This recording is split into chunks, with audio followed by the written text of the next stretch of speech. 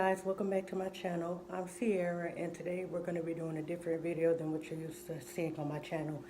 If this is your first time here, welcome. I would like for y'all to subscribe. And today we're going to be talking about my mental health story.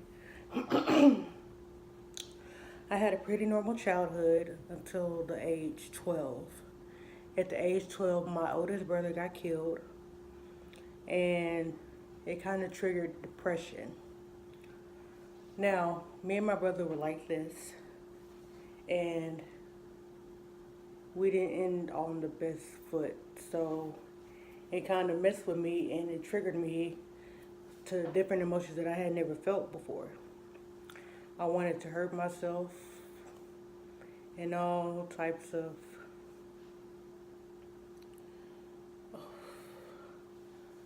I wanted to hurt myself. I didn't try to overdose or anything. I actually took one of my lanyards and I tried to hang myself. My mom did not find out. I didn't really tell anybody. But when I felt, it was kind of like, dang. Fast forward to when my PTSD kind of triggered. My favorite uncle was found in his apartment. He was found in his apartment. He had had a stroke, and it kind of left him brain dead. So they had him on life support for about, I'm gonna say two days maybe, and they decided to take him off while I was at school. I'm in the 7th grade at this point. So he's still, I guess you could say, breathing on his own when they take him off, but for some reason my grandfather and my mother did not want to let me in the room to see him. I wanted to see him anyway. I go in there, and I guess he felt my presence, and he just flatlined as soon as I walked in. That traumatized me, and it gave me PTSD. At the time, I didn't know what it was. But till this day, I hate hospitals, and I hate all of that stuff. Gosh, I'm sweating. I'm sorry, guys. I also suffer with anxiety, high functioning depression, PTSD, and I probably have a lot more if I think too seriously about it.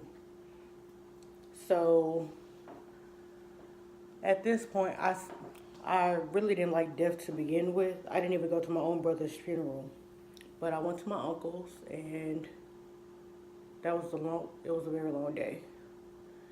So now we're going to skip up to age 13. At the age of 13, I was sexually assaulted, which also gave me another trigger of depression and PTSD, and also triggered anxiety that I did not know I had.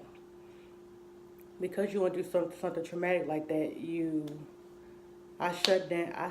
I didn't want to talk to nobody. I felt like everybody was against me because it happened at school. And people did not believe me. I didn't even want it to get out in the first place, but it got back, and they're just making up like, oh, you're a slut, you're all this, you're lying. That was,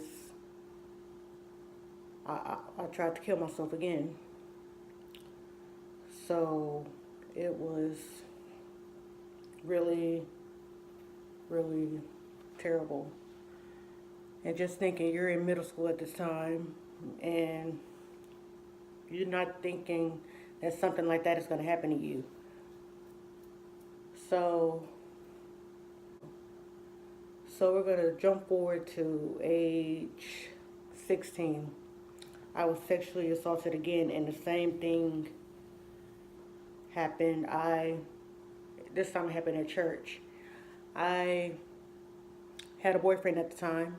He didn't do it to me, but I had a boyfriend at the time. And I talked to him about how I was feeling and my thoughts about the assault situation. And I told him I wanted to kill myself. He actually talked me down from it, and I appreciate him till this day, even though we don't date anymore. It was kind of hard for me to even tell him, but I guess I didn't want to do it, so I needed someone to talk me down and make me think about life as a whole instead of just thinking about me. But, sorry guys. This is part of my anxiety. I pull in my hair when I'm nervous. Um, my ex was a very, very good person, and I wouldn't be the person that I am today if it wasn't for him keeping me through that hard phase of my life. Um,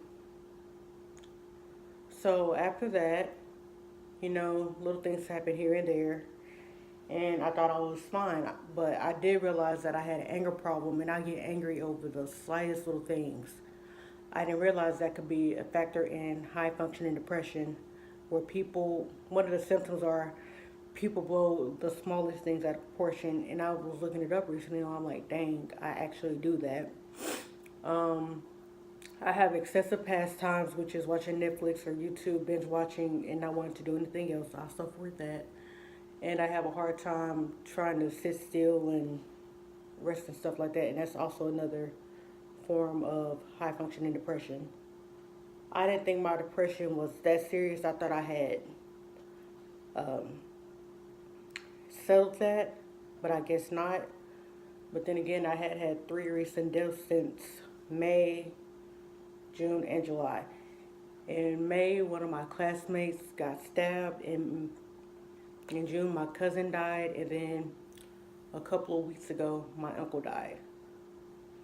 I didn't know that had triggered me again until I keep having negative thoughts. Not to the point where I want to kill myself anymore, but it's just negative thoughts. And it's hard for me to get out of my little funk that I'm in.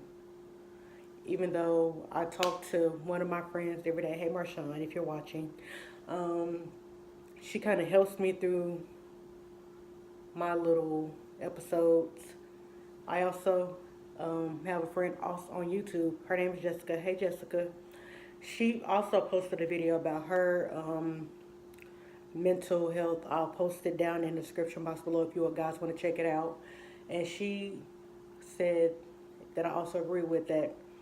Black people really don't seek help, and we're also like the highest cause, like we have the highest functioning mental health because we don't want to look like we're crazy, which is true.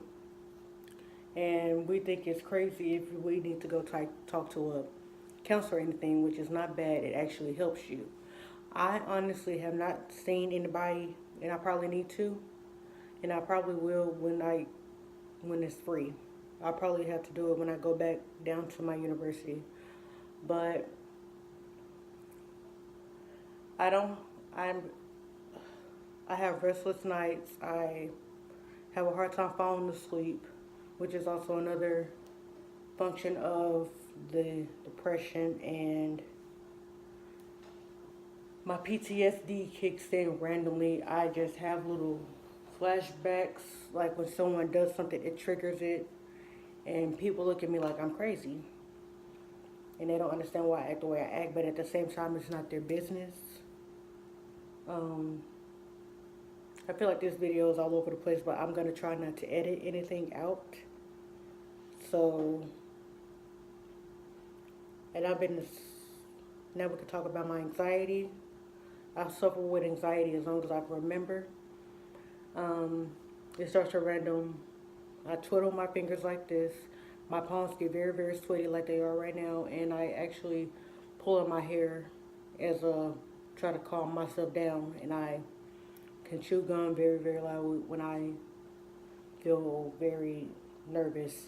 I don't know why, but it happens. I don't know if I'm just sorry, guys. I don't know if I'm tripping, but I know I can't keep going through life like this. I actually do need some help. I'm just glad I have a few people in my corner that actually know how I feel, and they check on me from time to time. I have family members that don't even know what I go through. Because you know how most of the people that suffer depression, we put on a fake smile and people just think, oh, you're happy, you're functioning, you're fine, ain't nothing wrong with you. When it's like, no, in the inside, I'm dying. And I know I have a very bad habit of putting on the little I'm fine. I'm fine. On the inside, I'm just feeling like I don't matter to the world. No one cares. And the thing is, I know that it's not true that people actually do care about me, but it's like when you're in that state of mind, you don't believe it. So, um, I feel like this is a rambling video, but I'm gonna, if you guys want to know more about me going more in depth about my mental health, then let me know. And I'll see you all in my next video. Don't forget to like, comment, and subscribe. Bye. Mental health is a serious thing, and if you guys are going through it, I will link my social media down below so you guys can talk to me anytime, anytime. Because I know what it feels like to go through things alone, and I don't want you guys to feel like that. So, I'll see y'all in my next video. Bye.